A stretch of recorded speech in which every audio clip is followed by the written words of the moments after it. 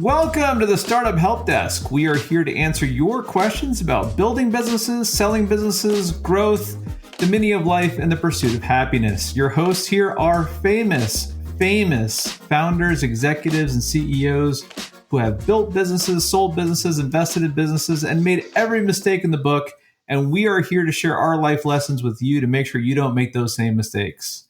My name is Sean Burns. I've been a founder for about 20 years now, starting companies like Flurry and Outlier.ai. I have coached hundreds of CEOs. I do investing. I also write a newsletter these days called The Breaking Point. Anything I can do to share my hard lessons with you. I am joined today by Nick and Ash. Hey, this is Nick. I am co-founder and CEO of a company called Rev. We build tools that help people learn innovation skills and start companies. This is my second tour of duty. My first startup was in the crypto world. I'm so excited to be here and help support startups on their startup journey. Also, I never turned down a chance to learn from the great ones. And so, Sean and Ash, thank you both for having me. Hi, everyone. My name's Ash Rust. I am a pre-seed B2B investor based in San Francisco. I invest in the US, UK, and Canada through my fund Sterling Road. I've also worked at other funds like Trinity Ventures, where I was an entrepreneur in residence, and Bullpen Capital, where I was an advisor. Before investing, I was an entrepreneur myself, so I've been an early employee at a social media analysis company, Clout, as well as the co-founder and CEO of SendHub. These days, I spend all my time coaching founders, so I've helped more than 1,000 startups over the years. And basically, between myself, Nick, and Ash, we have coached everyone. It's just everyone has heard of us. That's why I said we were famous at the beginning.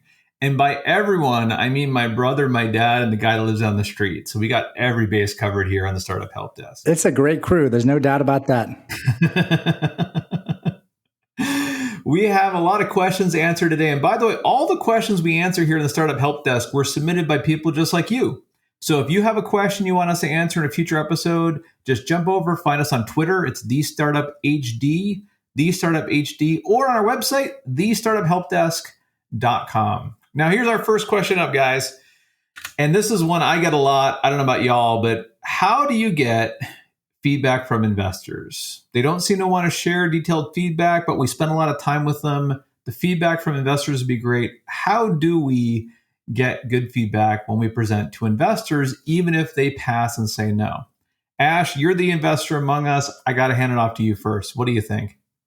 Well, I don't have any good news, folks. I'm really sorry. I honestly don't like providing feedback to people when I'm passing, and I'm not alone in that. Most investors are going to be really hesitant to provide the feedback because a lot of the time, founders don't accept it. Maybe they want to debate that, and sometimes people get pretty hostile with you as well. So if you do get feedback notes from investors, I, for example, usually give them over the phone, then you should treat those as a kind of a gift. But crucially, you believe the no, but not the why. So only if that feedback is repeated over and over again by multiple investors is it really valuable. Because again, most investors don't like providing real feedback, so they may just be giving you something quick and easy to say rather than the actual real bad news.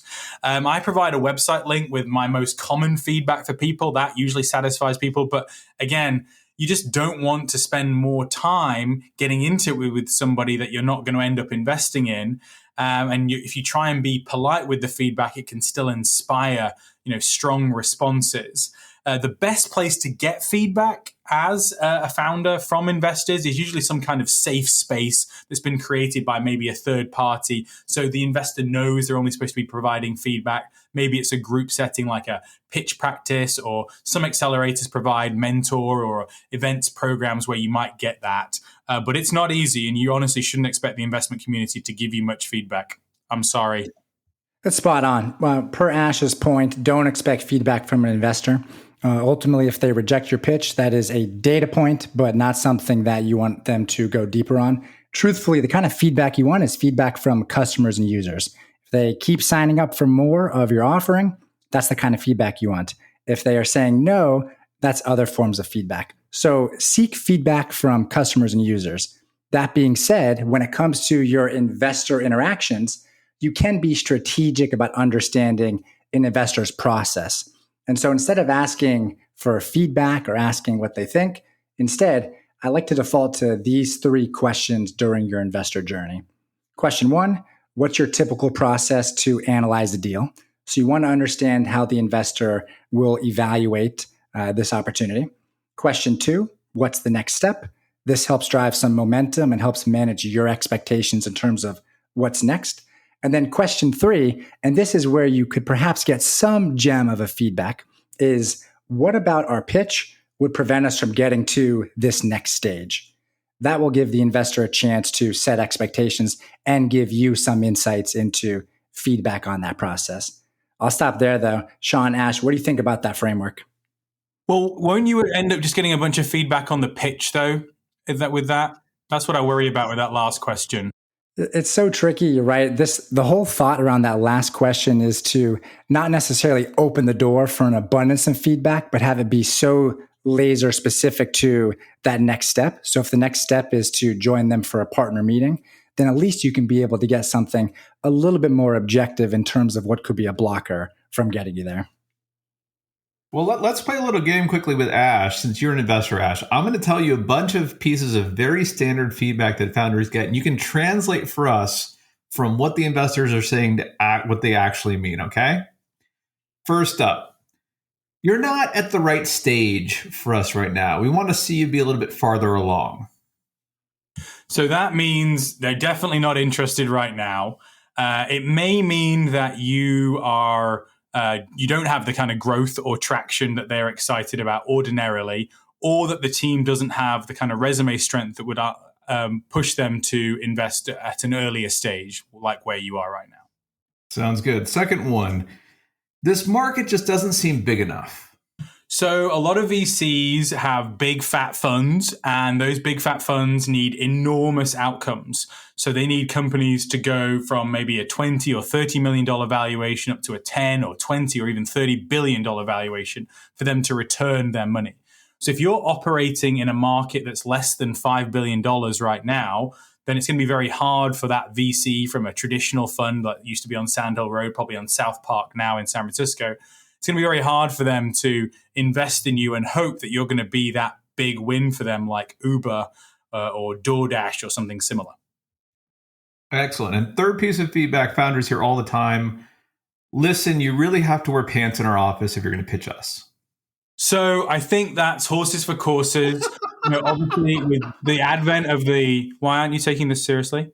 Obviously, with the advent of the remote workplace, there's no need for any kind of trouser-based discrimination. And obviously this kind of stuff dates back to the ancient world with Rome versus Gaul. But I think that as a society, we're ready to move on. And, given that we've got this kind of newsroom setting now, hopefully anyone that needs to feel either fleecy freedom or go, tunic to kilt, they can. This is how you know Ash is the best among us, is that he can stay entirely on point and very serious when I throw out absolutely ludicrous jokes like that one right there.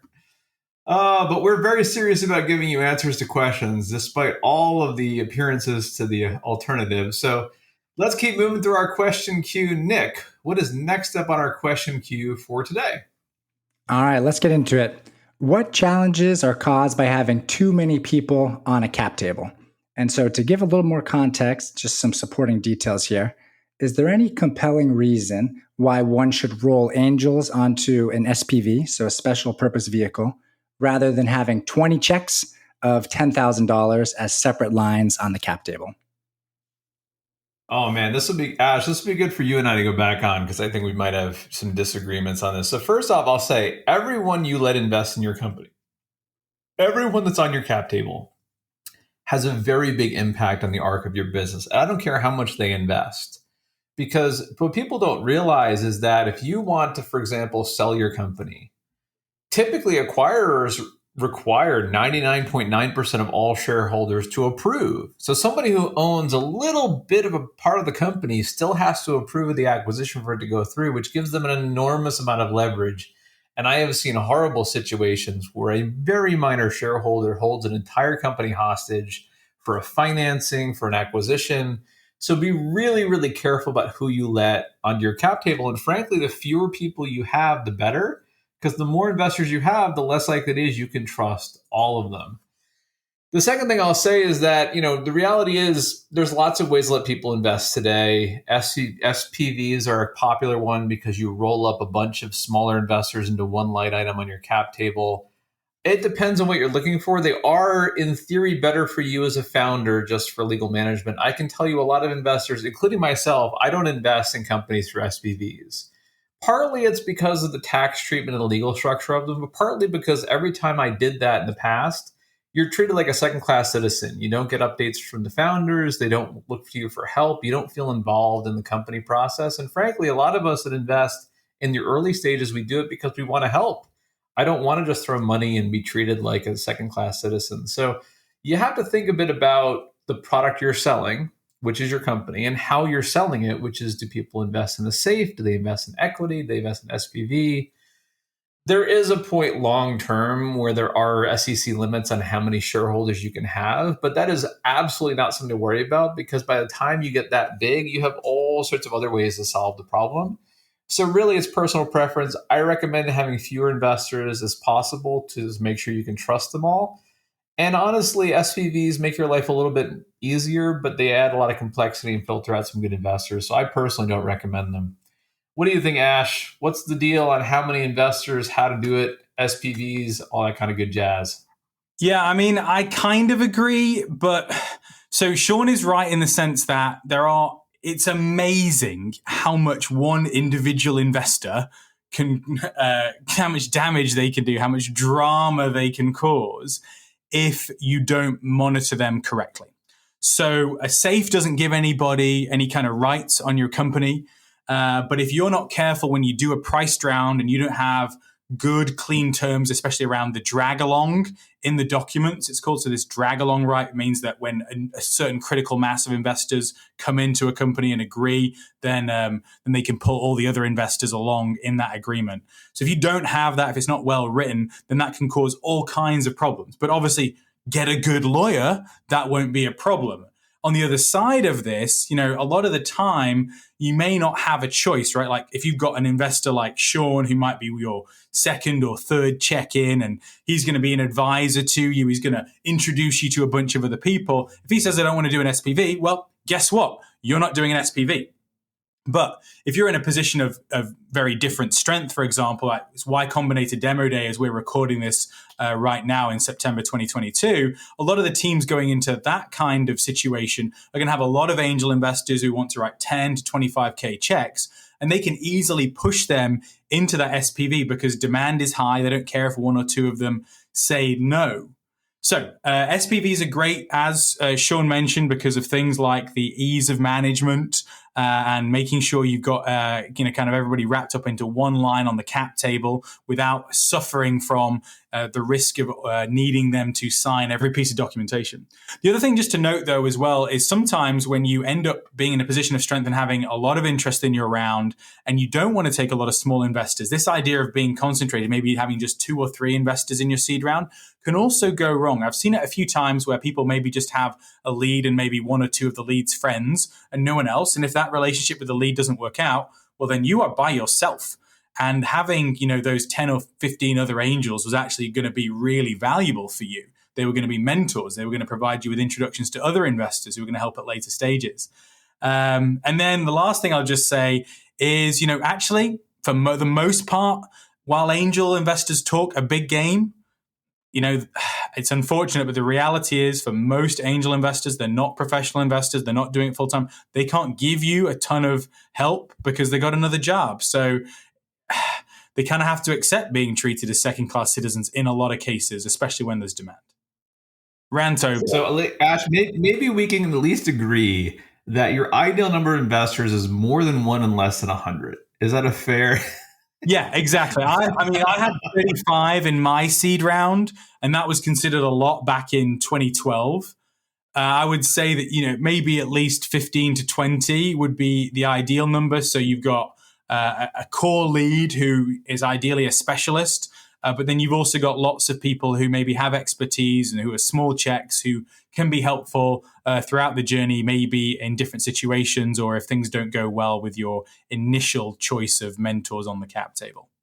Yeah, I will agree with that. One quick note about drag along rights, though. Keep in mind, even legal terms like drag along rights don't solve all your problems. I have personally, forget about investors. I have had cases where I'm going through an acquisition, I'm selling my company, and some of our customers sue us because they want us to give us some portion of the proceeds because they know that if you have a lawsuit pending, it can be considered to be a material liability, and it can submarine the acquisition. So even if someone signed a drag along right and they decide they want a big chunk of your acquisition and they file a lawsuit, sometimes you have to do whatever it takes to make that go away to even close the deal. So just be careful out there. Work with people you trust. Honestly, trust is the biggest thing. And if somebody wants to be a bad actor, the minute they're involved in your company, they'll find a way.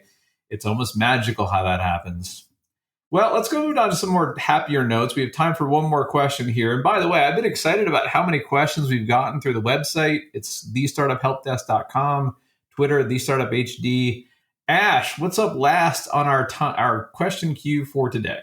Yeah, so I think first of all, before I say this question, I'm pretty upset that I've not been chosen to answer it. So again, just registering the discrimination that goes on this podcast. There's still time for you to get in on this answer. It's the pants, Ash. If you wore pants on the podcast, we would do that. You guys are going to give the poor listening public wrong answers, and then I'm going to have to clean it up rather than just picking me for these kinds of questions, and then we can get it right first time. Anywho, so the question, ladies and gentlemen. Should you charge your first customer? And if so, how do you convince them to pay? Should you charge your first customer? And how do you convince them to pay? This is such a good question and is open for a lot of debate. So Ash, I'm sure you're going to work your way into the mix on this one. This is the kind of question that we hear over and over again. And it is the kind of thing that will keep you up at night. When it comes to customer one, I like to boil it down to what's the essence of value you're trying to achieve with them. Ultimately, in my opinion, it's more important to figure out if your product is solving their problem, and it's more important to collect proof.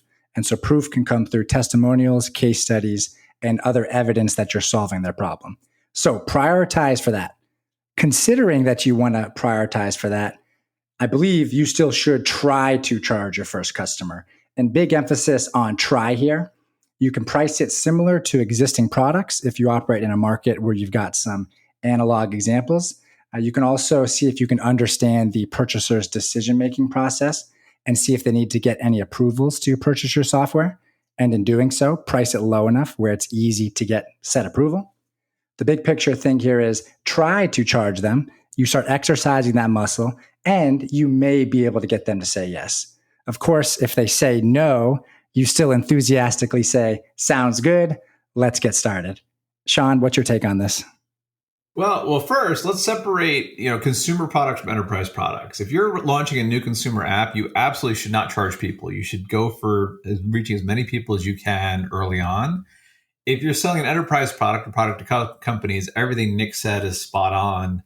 I will frame it a little bit differently, though. I'll say that I think that startup companies exist solely because of the altruism of their first customers. That those first customers that are going to use your product and pay you are doing so out of the goodness of their heart, because honestly, first products are usually pretty bad. They're paying you probably more than it might be worth, but a lot of those early customers will do that, and that's fantastic. Now, I actually also will take note with part of the question about how do you convince them to pay. There's like two stages in the early parts of the business. There's the part where people are going to use your product and not pay you because it's so bad and you just need to figure out how to get it to work in the first place. And then there's a stage where they start paying you. It shouldn't be hard to convince them to pay you. They should want to pay you if there's value there. They might not be very much. Like your first customers, let's say you want to sell it for $100,000 a year. Your first customers may pay you $1,000 a month. But if there's value there, it shouldn't be that hard to convince them to pay you. I would actually say if you have to spend a lot of time convincing them to pay you, that's signal that you haven't found that right formula of value yet. You haven't really figured out what they want. They may not, again, pay you a lot. They're your first customers, you're early, but it shouldn't be that hard to convince them to pay. And that's really the indication that you found something. Not that somebody will use it. Although Nick's right, getting people to use it, that's step one.